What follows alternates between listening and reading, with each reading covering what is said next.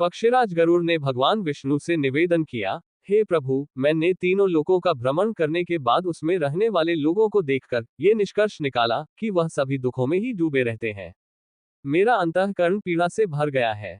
स्वर्ग में दैत्यों की शत्रुता से भय है। पृथ्वी लोक में मृत्यु, रोग तथा अभिषिक्त वस्तु के वियोग से। पाताल लोक में रहने वाले नाग आदि को मेरे भय से दुख बना रहता है। उद्धरण चिन्ह टिल्डर लोक कल्याण के लिए गरुड़ा द्वारा पूछे गए प्रश्नों का भगवान विष्णु द्वारा समाधान का सार इस पुस्तिका के माध्यम द्वारा पेश करने का प्रयत्न किया गया है। टिल्डर पक्षी राज गरुड़ भगवान विष्णु जी से पूछते हैं, हे प्रभु, आप ये बताने की कृपा करें कि एक प्राणी कैसे मरता है और मरने के बाद कहाँ जाता है।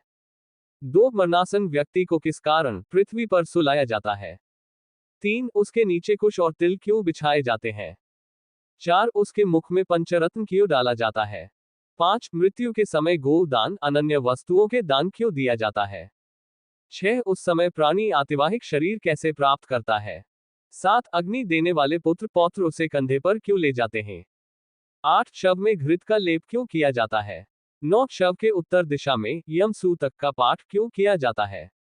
10, मरे हुए व्यक्ति को पीने के लिए जल एक ही वस्त्र धारण करके क्यों दिया जाता है।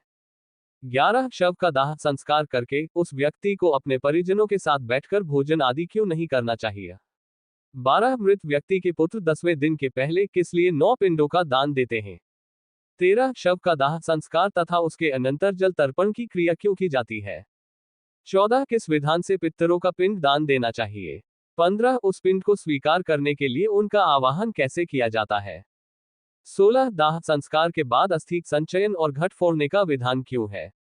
17, 10वें दिन शुद्धि के लिए सभी परिजनों के साथ खाना तथा पिंडदान क्यों करना चाहिए। 18, एकादश को पिंडदान करने का क्या प्रयोजन है। 19, 13वें दिन पतदान आदि क्यों किया जाता है। 19, 13वें दिन पतदान आदि क्यों किया जाता है। 20 वर्ष पर्यंत 16 श्राद्ध क्यों किए जाते हैं। 21, हे प्रभु, मनुष्य का शरीर अनित्य है और समय आने पर ही मरता है, किंतु मैं उस छिद्र को नहीं देख सकता जिससे जीव निकल जाता है। 22, प्राणी के अपने जीवन काल में किए गए पाप पुण्य दान आदि शरीर के नष्ट हो जाने पर उसके साथ कैसे चले जाते हैं। 23, मरे हुए प्राणी के लिए स्पिंडीकरण क्यों होता है। 24, जो मनुष्य पापी दुराचारी अथवा ही बुद्धि हैं, मरण के बाद वे किस स्थिति को प्राप्त होते हैं। 25, हे उपेंद्र, मनुष्य की मृत्यु के समय उसके कल्याण के लिए क्या करना चाहिए। 26, मृत्यु और शमशान भूमि तक पहुंचने की कौन सी विधि है। 27, चिता में शव को जलाने की क्या विधि है। 28, तत्काल तथा विलंब से उस जीव को कैसे दूसरी देह प्राप्त होती है। 29, यम लोक संयमनी नगरी को जाने वाले के लिए वर्ष पर्यंत कौन सी क्रियाएं करनी चाहिए। 30, दुर्बुद्धि अथवा दुराचारी व्यक्ति की मृत्यु होने पर उसका प्रायश्चित क्या है। 31, पनाचका आदि में मृत्यु होने पर पंचक शांति के लिए क्या करना चाहिए। 32, बहुत से पापों को करने पर भी इस संसार को पार कर प्राणी आपको कैसे प्राप्त कर सकता है। हे देव, आप मेरे इस संपूर्ण भ्रम को विनिष्ट करने में समर्थ हैं। मैंने आपसे ये सब लोक मंगल की कामना से पूछा है, मुझे बताने की कृपा करें। श्री कृष्ण जी गरुड़ से कहते हैं, हे पक्षीराज, तुमने जो मानव कल्याण के लिए अपनी जिज्ञासा व्यक्त की है वे सर्वश्रेष्ठ है। अब इसका समाधान सुन। जब मनुष्य अपने पिछले जन्म के अच्छे बुरे कर्म के संचित परिणामों को भोगता हुआ और इस जन्म में कर्म करता हुआ मरणासन अवस्था को पहुंच जाता है तो शरीर में कई रोग उत्पन्न होते हैं।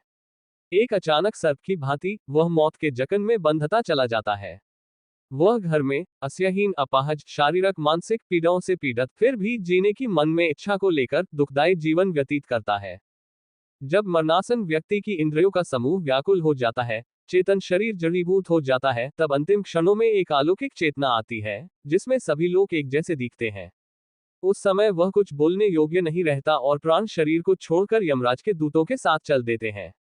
जब प्राण शरीर को छोड़ते हैं तो बहुत कष्टदायी होते हैं और ऐसा दर्द होता है जैसे 100 बिच्छुओं ने डंक मारा हो। उसके मुंह में झाग बनती है और सारा मुंह थूक से भरने लगता है। उस समय जो प्राणी दुखात्मा होते हैं उन्हें यमदूत अपने पाशबंधों में जकड़कर मारते हैं। जो अच्छे कर्मी होते हैं उन्हें स्वर्ग के पार्षद सुख पूर्वक अपने लोक को ले जाते हैं। भीमकाया दुराकृति यमराज के दूतों को देखकर ही पापियों के मन में भय उत्पन्न हो जाता है।